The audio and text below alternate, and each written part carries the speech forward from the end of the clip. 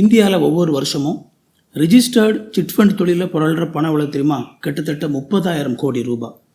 10,000க்கும் மேற்பட்ட registered companies இந்த chit fund தொழிலில் இருக்கிறாங்க. பலரும் நம்பி போடுற இந்த சீட்டு நடத்துறது இது ஒரு லாபகரமான தொழில். அந்த தொழிலை எப்படி பண்ணுறது அப்படிங்கிறது தான் இந்த வீடியோவில் நம்ம பார்க்க போகிறோம். ஒரு சிட் ஃபண்ட் ஃபோர்மேனாக தொழில் தொடங்குறதுக்கு லீகல் ப்ராசஸ் என்ன, என்னென்ன டாக்குமெண்ட் வேணும், எங்கே ரிஜிஸ்டர் பண்ணணும், எப்படி அந்த ஏலத்தை நடத்தணும், உங்களுக்கு எவ்வளவு லாபம் கிடைக்கும், இது எல்லாத்தையுமே இந்த வீடியோவில் நம்ம பார்க்க போகிறோம். சிட் ஃபண்ட் ஆக்ட் படி 2 விதத்தில் நம்மளால் இந்த சீட்டு கம்பெனி ஆரம்பிக்க முடியும். இண்டிவிஜுவல் ஃபோர்மேனாக ஆரம்பிக்கலாம், அப்படி இல்லைனா பிரைவேட் லிமிடெட் கம்பெனி ஆரம்பிக்கலாம். புதுசாக தொடங்குறவங்க பெரும்பாலும் இண்டிவிஜுவல் ஃபோர்மேனாக ஆரம்பித்து ட்ரஸ்ட் பில்ட் பண்ணதுக்கு அப்புறமா ஒரு கம்பெனியாக மாறிக்கலாம். அது மட்டும் இல்லாமல் ஒரு ஸ்மால் பிஸ்னஸாக நம்ம பார்க்கும்போது தனியாளாக ஆரம்பிக்கிறது தான் இப்போதைக்கு உங்களால் முடிஞ்ச விஷயமா இருக்கும். அதனால் நான் அதுக்கு அதிகமான ஃபோக்கஸ் கொடுத்து இந்த வீடியோவில் பேச போகிறேன். ஒரு 3லேருந்து 5 லட்சம் ரூபாய் முதலீட்டில் லாபகரமாக செய்ய முடிஞ்ச ஒரு தொழில் தான் இது. ஆனால் அதே நேரத்தில் இதில் நீங்கள் தப்பு பண்ணீங்க அப்படின்னா ஜெயிலுக்கு போகிறது நிச்சயம். அதனால் வீடியோனுடைய கடைசியில் ஒரு வார்னிங் செக்ஷனும் வச்சுருக்கேன், கடைசி வரைக்கும் பாருங்கள். அதுக்கு முன்னாடி இந்த மாதிரி நான் ஸ்மால் பிஸ்னஸ் சம்மந்தப்பட்ட வீடியோஸ் போடும்போது அதை மிஸ் பண்ணக்கூடாது அப்படின்னு சொல்லி நீங்கள் நினச்சிங்க அப்படின்னா இந்த சேனலை சப்ஸ்கிரைப் பண்ணிக்கோங்க. வணக்கம் தமிழ் குடும்பம், நான் ஜஸ்வின் ஐத்தமிழ் அகாடமிக்கு உங்களை வரவேற்கிறேன். வாங்க வீடியோக்குள்ளே போகலாம்.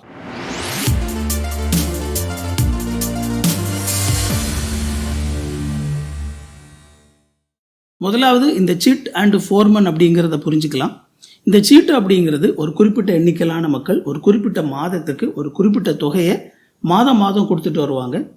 ஒவ்வொரு மாதமும் சேர்ற அந்த பணத்தில் ஃபோர்மேன் தனக்கான அந்த கமிஷனை எடுத்துக்கிட்டு அந்த குழுவில் உள்ள ஒரு நபருக்கு அந்த மொத்த பணத்தை கொடுப்பாங்க. இதில் அந்த சீட்டை ஆரம்பித்து ஆட்களை சேர்த்து பணத்தை பிரித்து ஏலத்தை நடத்தி தனக்கான கமிஷனை எடுத்துக்கிட்டு அந்த ப்ரைஸ் மணியை யாருக்கு கொடுக்கணுமோ அவங்களுக்கு கொடுக்குற அந்த வேலையை செய்கிறது தான் ஃபோர்மேன். இதில் நீங்கள் இந்த ஃபோர்மேனாகத்தான் ஆகிறதுக்கு முயற்சி பண்ணுறீங்க. ஒரு இண்டிவிஜுவல் ஃபோர்மேனாக நீங்கள் சீட்டு நடத்துகிறீங்க அப்படின்னா உங்களுக்கு இதில் மாதம் எவ்வளவு வருமானம் கிடைக்கும்? இந்திய சட்டத்தின்படி ஒரு இண்டிவிஜுவல் ஃபோர்மேன் அதிகபட்சம் ஒரு மாதத்துக்கு 3 லட்சம் மதிப்புள்ள சீட்டு தான் நடத்த முடியும். அதிகபட்ச கமிஷன் அந்த சீட்டினுடைய மதிப்பில் 7% நீங்கள் எடுத்துக்கலாம். ஸோ 3 லட்சம் ரூபாய் ஒரு மாதத்துக்கு கணக்கு அப்படிங்கும்போது அதில் 7% அதிகபட்சம் உங்களுக்கு ஒரு மாதத்துக்கு 21,000 ரூபாய் இதில் உங்களுக்கு வருமானம் வரும். முதலாவது இந்த சீட்டு சம்மந்தப்பட்ட சட்டப்பூர்வ கட்டமைப்பை பார்த்துடலாம், ஏன்னா அதுதான் ரொம்ப முக்கியமானது. இந்த சிட் ஃபண்ட் தொழில் இந்தியாவினுடைய சிட் ஃபண்ட் ஆக்ட் 1982 அப்படிங்கிற சட்டத்தின் கீழே வருது. ஆனால் இந்த சட்டத்தில் இருக்கிற ஒரு விஷயம் என்ன அப்படின்னா, இந்த சட்டத்தினுடைய அடிப்படையில் ஒவ்வொரு மாநிலமும் அவங்களுக்கு தேவையான ஒரு சில ரூல்ஸை இதில் சேர்த்து போட்டுக்கலாம்.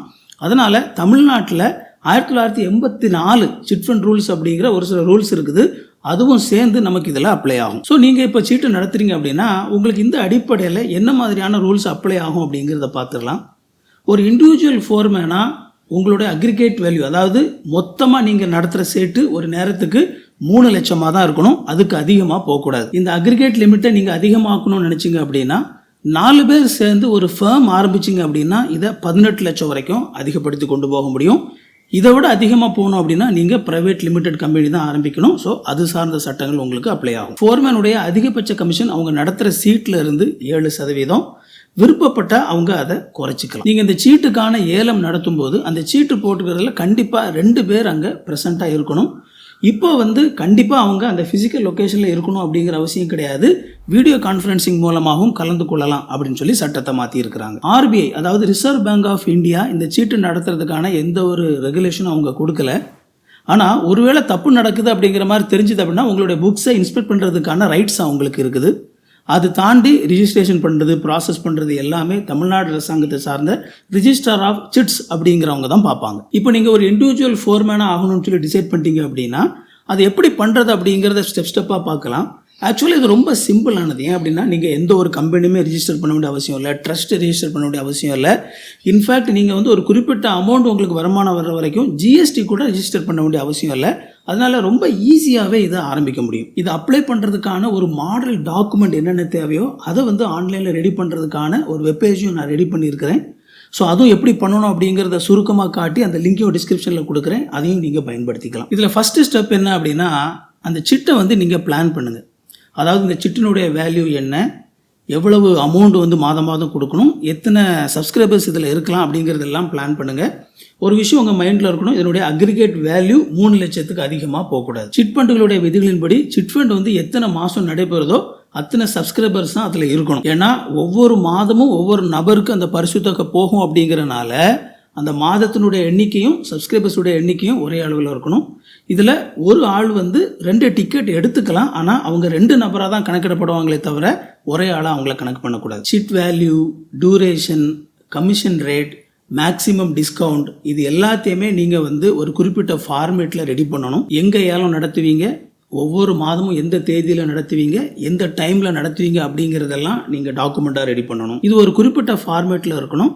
சிட் ஃபண்டில் அனுபவம் உள்ள லாயர் மூலமாக நீங்கள் எதை டாக்குமெண்ட் பண்ணுறது நல்லது. இந்த சிட் ஃபண்டினுடைய சட்டத்தின்படி எந்த ஒரு சீட்டையும் நடத்துறதுக்கு முன்னாடியே நீங்கள் வந்து ப்ரீவியஸ் சாங்ஷன் அப்படிங்கிற ஒரு சர்டிஃபிகேட் வாங்கணும். இந்த பவர் ரிஜிஸ்ட்ரார் ஆஃப் சிட்ஸ் அப்படிங்கிற நபருக்கு வந்து டெலிகேட் பண்ணப்பட்டிருக்குது.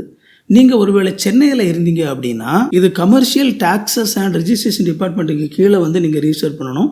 இது வந்து number 10 Santhome high road, Chennai, இந்த இடத்துல இருக்குது. அதுக்கான ஃபோன் நம்பரையும் நான் வந்து உங்களுக்கு கொடுக்குறேன்.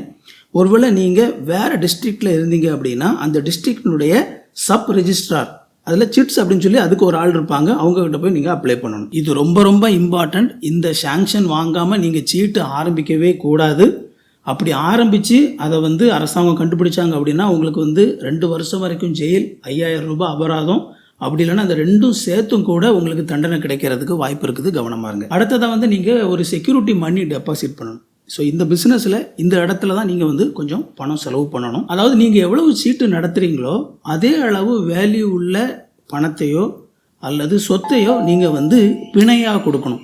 இது வந்து நீங்கள் அதனுடைய பணத்தை வந்து 50% உங்களுடைய பேரில் வந்து எஃப்டியாக போட்டுட்டு மீதி 50% பணத்தை வந்து பேங்க்கில் வச்சு நீங்கள் ரிஜிஸ்ட்ரார்கிட்ட அந்த அப்ளிகேஷன் பண்ணும்போது அதை நீங்கள் தெரிவிக்கலாம். அல்லது ஒருவேளை உங்களுடைய சொத்து கிட்டத்தட்ட அதே அளவு வேல்யூ உள்ள ஒரு சொத்தையும் நீங்கள் வந்து இதுக்கு பிணையாக கொடுக்கலாம். நீங்கள் சொத்தை பிணையாக கொடுத்தீங்க அப்படின்னா அந்த ப்ராப்பர்ட்டி லீகலாக க்ளீனாக இருக்கணும். ஒரு 30 வருஷத்துக்கு அந்த ப்ராப்பர்ட்டியில் எந்த ஒரு பிரச்சனையுமே இருந்திருக்கக்கூடாது. இதில் முக்கியமான விஷயமே என்ன அப்படின்னா நீங்கள் கொடுத்துருக்கிற அந்த பிணை இது வந்து அந்த சீட்டு நடக்கிற அந்த நேரத்தில் நீங்கள் தொடவே முடியாது. இது வந்து அந்த ரெஜிஸ்ட்ராருடைய கட்டுப்பாட்டில் தான் இருக்கும். உங்ககிட்ட சீட்டு போட்டிருக்கிற மக்கள் ஒருவேளை நீங்கள் ஏமாத்திட்டீங்க அப்படின்னா அந்த பணத்தை எடுத்து அவங்களுக்கு கொடுக்கறதுக்காகத்தான் அரசாங்கம் இந்த முறையை ஏற்படுத்தி வச்சிருக்கிறாங்க. ஸோ இந்த டீட்டெயில் எல்லாம் வந்து ஒரு அப்ளிகேஷன் டாக்குமெண்ட்டாக ஒரு மாடலாக ரெடி பண்ணுறதுக்கு நான் வந்து உங்களுக்கு ஒரு லிங்க் கொடுக்குறேன். அதை நீங்கள் ரெடி பண்ணிக்கோங்க. அது வந்து உங்களுக்கு ஃபுல்லாக இதை வந்து நீங்கள் ஆஃபீஸில் கொண்டு போய் கொடுக்க முடியாது. அட்லீஸ்ட் உங்கள் கையில் வந்து ஒரு மாடல் இருக்கும், அவ்வளோதான். இதை எடுத்துகிட்டு போயிட்டு நீங்கள் வந்து அது சம்மந்தப்பட்ட லாயர்கிட்ட போனீங்க அப்படின்னா உங்களுக்கு அதுக்கான ப்ராப்பர் டாக்குமெண்ட்டை ரெடி பண்ணி கொடுப்பாங்க. அதெல்லாம் எடுத்துகிட்டு ரிஜிஸ்ட்ரார்கிட்ட போய் நீங்கள் வந்து இந்த அப்ளிகேஷனை வந்து நீங்கள் சப்மிட் பண்ணணும். அதில் ஒரு காப்பியை வந்து அவங்க வச்சுட்டு இன்னொரு காப்பியில் அந்த ரிஜிஸ்ட்ரார் வந்து உங்களுக்கு என்ரோல்மெண்ட் போட்டு கொடுப்பாங்க. அடுத்ததாக நீங்கள் ரிஜிஸ்டர் பண்ண அந்த ஆஃபீஸ் அட்ரஸுக்கு ஸ்பாட் இன்ஸ்பெக்ஷன் வருவாங்க. அங்கே வந்துட்டு ஆஃபீஸ் செட்டப்லாம் கரெக்டாக இருக்குதா அப்படிங்கிறத பார்த்து ரிப்போர்ட் சப்மிட் பண்ணுவாங்க. எல்லாம் சாட்டிஸ்ஃபேக்டரியாக இருந்துச்சுன்னா ரிஜிஸ்ட்ரார் வந்து உங்களுக்கு சர்டிஃபிகேட் ஆஃப் கமென்ஸ்மெண்ட் அப்படிங்கிற ஒன்று வந்து கொடுப்பாங்க. இதை வந்து நீங்கள் உங்களுடைய ஆஃபீஸில் மக்களுக்கு தெரிகிற மாதிரி டிஸ்பிளேல வைக்கணும். இவ்வளவும் நடந்ததுக்கு அப்புறமா நீங்கள் சீட்டை ஆரம்பிக்கலாம். இது வரைக்கும் இந்த வீடியோவை பார்த்துட்டிங்க அப்படின்னா இந்த வீடியோ உங்களுக்கு ரொம்ப பயனுள்ளதாக இருக்குதுன்னு சொல்லி அர்த்தம். அப்படின்னா என்னோடய சேனல் நான் போடுற மற்ற வீடியோக்களும் கண்டிப்பாக உங்களுக்கு பயனுள்ளதாகத்தான் இருக்கும். இந்த வீடியோவை லைக் பண்ணிக்கோங்க, ஹைப் பண்ணி விடுங்க, சேனலை சப்ஸ்கிரைப் பண்ணிக்கோங்க. நம்ம கண்டினியூ பண்ணலாம். இதில் பொதுவாக வந்து உங்களுக்கு எவ்வளவு செலவாகும் அப்படின்னு சொல்லி நம்ம பார்க்கும்போது இதில் பெரிய செலவு அப்படிங்கிறது நம்ம முன்னாடி பேசின அந்த செக்யூரிட்டி டெபாசிட், அதாவது எவ்வளவு சீட்டு நடத்துகிறீங்களோ அதே அளவுக்கான பணத்தை வந்து நீங்கள் பேங்க்கில் செக்யூரிட்டியாக வைக்கணும் அல்லது அதுக்கான சொத்தை கொடுக்கணும். அது தாண்டி நீங்கள் வந்து இந்த ரிஜிஸ்ட்ரேஷன் ப்ராசஸ்லாம் இருக்குல்ல, அதுக்கும் கொஞ்சம் பணம் செலவு பண்ண வேண்டியது இருக்கும். இது நம்ம ஃபிக்ஸடாக ஒரு அமௌண்ட் சொல்ல முடியாது. ஏன்னா நீங்கள் யார் அப்ரோச் பண்ணுறீங்க அப்படிங்கிறத பொறுத்து உங்களுக்கு வந்து அவங்க போடுற ஃபீஸ் தான் இது. அடுத்தது ரொம்ப சிம்பிளான ஒரு ஆஃபீஸ் செட்டப் கண்டிப்பாக வேணும். ஒரு சின்ன ரூமாக இருந்தால் கூட பரவாயில்ல, ஆனால் ஒரு ப்ராப்பரான ஒரு ஆஃபீஸ் செட்டப் இருக்கணும். ஒரு டேபிள், ஒரு சேர், ஒரு பீரோ, ஏன்னா உங்களுடைய டாக்குமெண்ட்ஸ் எல்லாமே கேர்ஃபுல்லாக வைக்கிறதுக்காக இந்த ஆஃபீஸ் அட்ரஸ் இருக்கும். அடுத்ததாக இன்னொரு முக்கியமான ஒரு பேக்கப் என்ன அப்படின்னா, ஒருவேளை வந்து உங்ககிட்ட அந்த சீட்டு போட்டிருக்கிறவங்களில் 1-2 பேர் திடீர்னு ஒரு மாதம் காசு கொடுக்கல அப்படின்னா நீங்கள் வந்து அதுக்கு பதிலாக அந்த பணத்தை உள்ளே போட்டு அந்த மொத்த பணத்தை யாருக்கு ப்ரைஸ் பண்ணி வருதோ அவங்களுக்கு கொடுக்கறதுக்கான ஒரு பேக்கப் அமௌண்ட் வந்து உங்கள் கையில் இருக்கணும். ஸோ ஒரு இண்டிவிஜுவல் ஃபோர்மேனாக ஒரு 3 லட்ச ரூபாயில் நீங்கள் ஒரு சீட் நடத்த போகிறீங்க அப்படின்னா அட்லீஸ்ட் உங்கள் கையில் வந்து ஒரு 5 லட்ச ரூபாய் இருக்கணும். அடுத்ததான் உங்களுடைய வருமானம் இது வந்து எப்படி கால்குலேட் ஆகும் அப்படிங்கிறத நம்ம பார்த்துடலாம். ஸோ இதில் வந்து உங்களுக்கு வருமானம் அப்படிங்கிறது உங்களுக்கு அந்த நீங்கள் நடத்துகிற சீட்லேருந்து உங்களுக்கு நீங்கள் எடுக்கக்கூடிய கமிஷன் தான். ஸோ இதில் உங்களுக்கு முன்னாடியே நான் சொன்ன மாதிரி 7% நீங்கள் அதிகபட்ச கமிஷன் எடுத்துக்கலாம். இந்த 7% கமிஷனுக்கு வந்து 18% ஜிஎஸ்டி நீங்கள் கட்டணும்.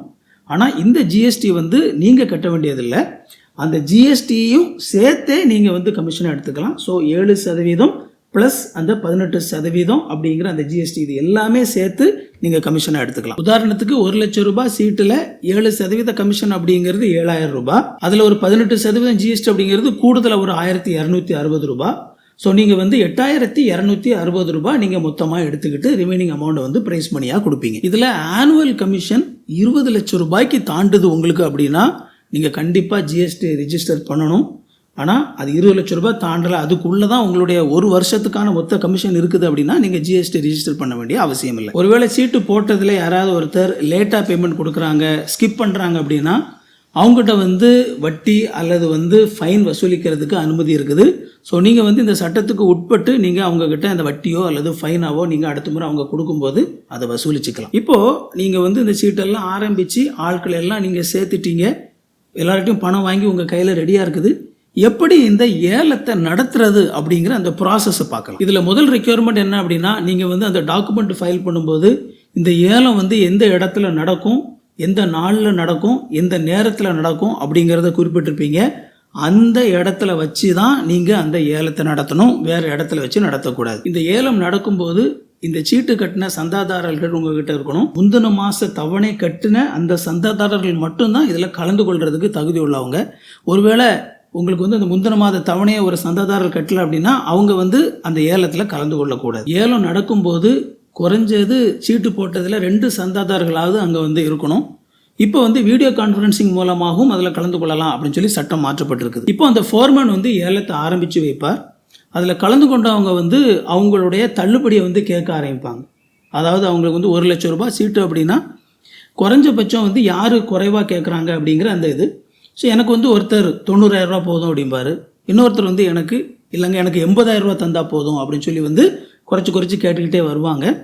ஸோ இதில் யார் குறைவாக கேட்குறாங்களோ அவங்களுக்கு வந்து இந்த ஏல முறையில் அந்த மொத்த பணம் கொடுக்கப்படும்.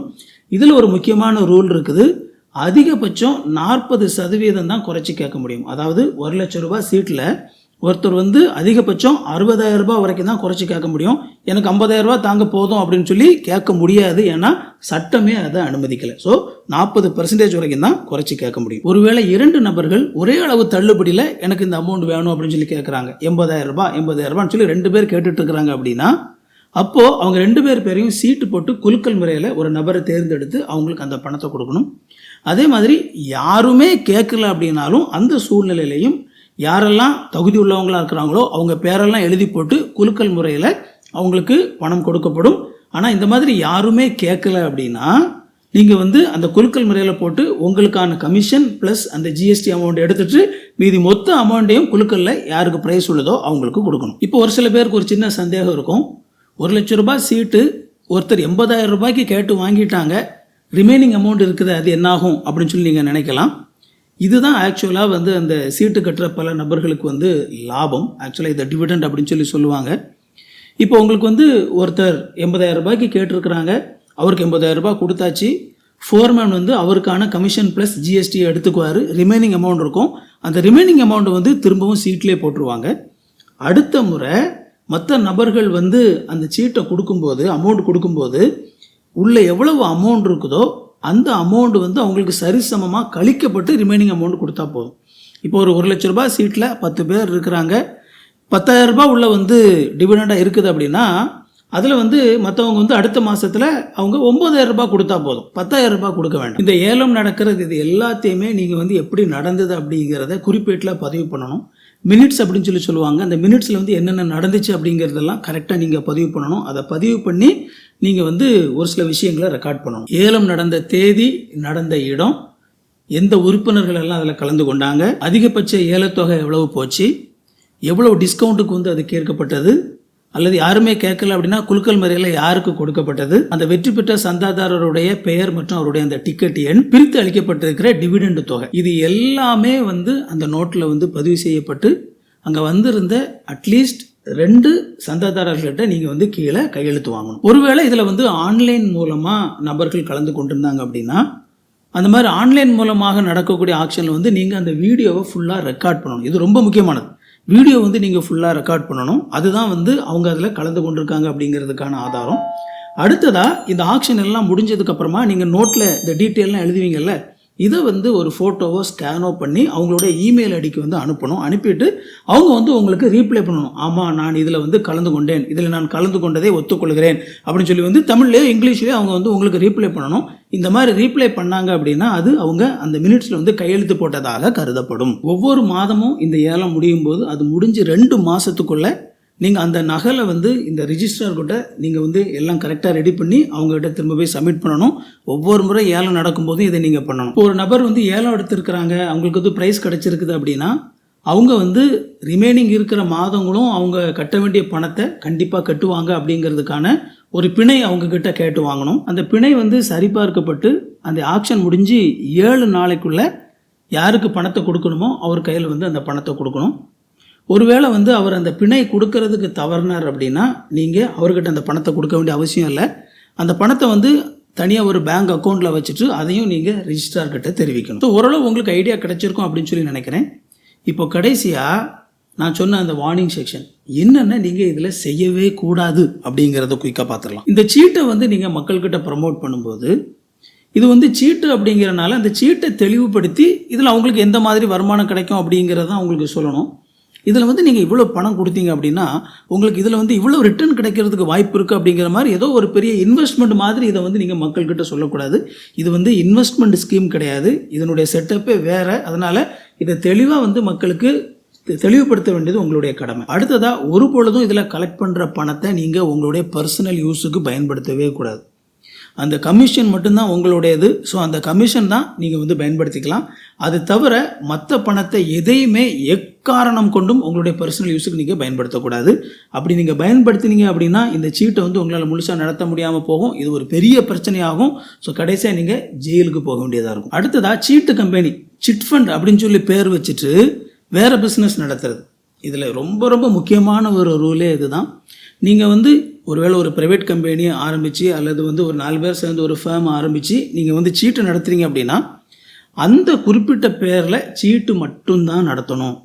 அதே செட்டப்பை வச்சுட்டு நீங்கள் வேறு பிஸ்னஸ் பண்ணவே கூடாது. ஸோ அந்த மாதிரி பண்ணாலும் அரசாங்கம் அதை ரொம்ப கவனமாக கவனிப்பாங்க. சீட்டு கம்பெனி ஆரம்பிச்சிருக்கீங்க அப்படின்னா அதன் மூலமாக நீங்கள் சீட்டு மட்டும் நடத்துங்க, வேறு எதுவுமே நடத்தாதீங்க, அது ஆபத்து. இதில் தமிழ்நாட்டில் வந்து உங்களுக்கு இன்னும் எக்ஸ்ட்ரா ஒரு கடுமையான சட்டம் இருக்குது. அதாவது நீங்கள் வந்து சீட்டு நடத்துகிறீங்க அப்படின்னா ஒரு ஃபோர்மேன் வந்து நீங்கள் அதுக்கு பிணையாக வந்து நீங்கள் ஒரு சொத்தோ பணமோ கொடுத்துருப்பீங்க. ஒருவேளை ஏதோ ப்ராப்ளம் ஆயிடுச்சு அப்படின்னா நீங்கள் பிணையாக ஒரு சொத்தோ பணமோ கொடுத்துருக்கீங்களா, அது மட்டும் இல்லை, தேவைப்பட்டால் உங்களுடைய மற்ற சொத்துக்கள் மேலேயும் அரசாங்கம் கை வச்சு அதை வந்து மீட்டு மக்களுக்கு வந்து பணமாக கொடுக்கறதுக்கான அதிகாரம் அரசாங்கத்துக்கு இருக்குது. அது மட்டும் இல்லாமல் சீட்டு நடத்துகிற ஃபோர்மேன் மட்டும் இல்லாமல் அதை நடத்துறதுக்கு துணையாக ஹெல்ப் பண்ணக்கூடிய ஒரு சில நபர்கள் கூட இருப்பாங்கல்ல, அவங்களையும் பனிஷ் பண்ணுறதுக்கு தமிழ்நாட்டில் சட்டம் இருக்குது. இந்த தொழில் உங்களுக்கு சரியான தொழிலா? ஓப்பனாக சொல்லணும் அப்படின்னா இந்த மாதிரி சீட்டு நடத்துறது அப்படிங்கிறது எல்லாருக்குமே சரியான ஒரு தொழிலாக இருக்காது. நீங்கள் வந்து ரொம்ப ஒரு ஜோவியலான பர்சனாக இருந்தீங்க அப்படின்னா, எல்லார்ட்டையும் ஈஸியாக பழகக்கூடிய ஒரு நபராக இருந்தீங்க அப்படின்னா, நல்ல ஒரு ட்ரஸ்ட்வொர்த்தி பர்சனாக இருந்தீங்க அப்படின்னா, முக்கியமாக வந்து உங்களுக்கு அலைஞ்சி பேப்பர் ஒர்க்கெலாம் பார்க்குறதுக்கு வந்து ஒரு இன்ட்ரெஸ்ட் இருந்துச்சு அப்படின்னா உங்கள் கையில் வந்து இப்போதைக்கு ஒரு 5 லட்ச ரூபாய் முதலீடு போடுறதுக்கான கேபிட்டல் உங்கள் கையில் ரெடியாக இருந்தது அப்படின்னா உங்களால் வந்து இந்த பிஸ்னஸ் பண்ண முடியும். நீங்கள் ரொம்ப மக்கள்கிட்ட நெருங்கி பழகாத ஒரு நபராக இருந்தீங்க அப்படின்னா அப்படிப்பட்ட நபர்களுக்கு இந்த பிஸ்னஸ் வந்து ஒர்க் அவுட் ஆகாது. அது மட்டும் இல்லாமல் இது வந்து குயிக்காக வந்து கொஞ்சம் மணி எடுக்கணும் அப்படின்னு சொல்லி குயிக் மணி தேடுறவங்களுக்கும் இது ஒர்க் அவுட் ஆகாது. கடன் வாங்கி தாங்க நான் இதில் பண்ணணும் அப்படின்னு சொல்லி நீங்கள் நினைக்கிறீங்க அப்படின்னா அப்படிப்பட்டவங்களுக்கும் இந்த பிஸ்னஸ் வந்து செட் ஆகவே செய்யாது. உங்கள் கையில் ஏற்கனவே பணம் இருந்தால் மட்டும் இறங்குங்க, மற்றபடி வந்து இதில் கால் வைக்காதீங்க. உங்களுக்கு இந்த வீடியோ ரொம்ப பயனுள்ளதாக இருந்திருக்கும் அப்படின்னு சொல்லி நம்புகிறேன்.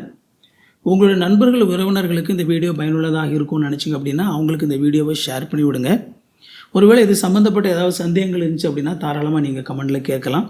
இந்த வீடியோவை லைக் பண்ணிக்கோங்க, ஹைப் பண்ணி விடுங்க, சேனலை சப்ஸ்கிரைப் பண்ணிக்கோங்க. உங்களுக்கு நோட்டிஃபிகேஷன் ஒன்று நினச்சிங்க அப்படின்னா அந்த பெல் பட்டனை கிளிக் பண்ணிக்கோங்க. இன்னும் ஒரு இன்ஃபர்மேட்டிவான வீடியோவில் சந்திப்போம் friends. Thank you. God bless you.